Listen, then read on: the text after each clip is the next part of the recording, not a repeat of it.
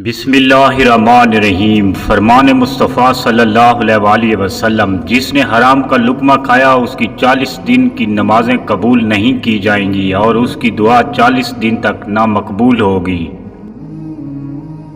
अपने फैसलों को अल्लाह पर छोड़ दो, मायूसी तुम्हें खुद छोड़ देगी। कुरान का मनकूल लोगों को समझाना है, लेकिन हिदायत और नसीहत वही लोग पकड़ते हैं जिनके दिल में अल्लाह का खौफ है।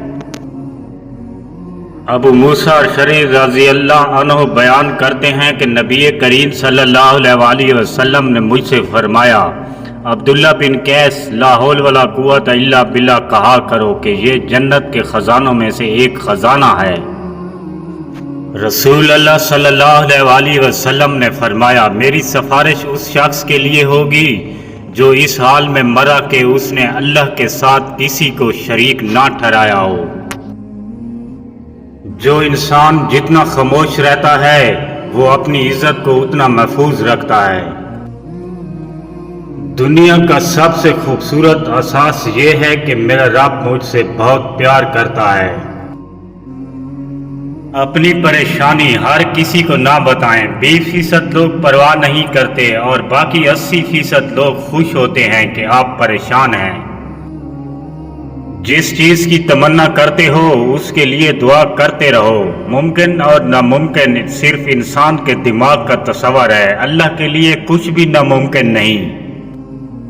इंसान को कभी भी दो चेहरे नहीं भूलते, एक जो मुश्किल में साथ दे, दूसरा जो मुश्किल में साथ छोड़ जाए। अच्छा गुमान और मीठी ज़बान इंसान के नेक अमाल को बढ़ा देते हैं। जब सुबह अल्लाह पाक के जिक्र से शुरू होने लगे तो जान लो दिल की दुनिया बदल गई है।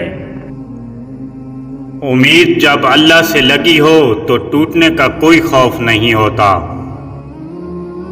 पेट और गरूर बढ़ जाएं तो अपनों को गले लगाना नामुमकिन हो जाता है।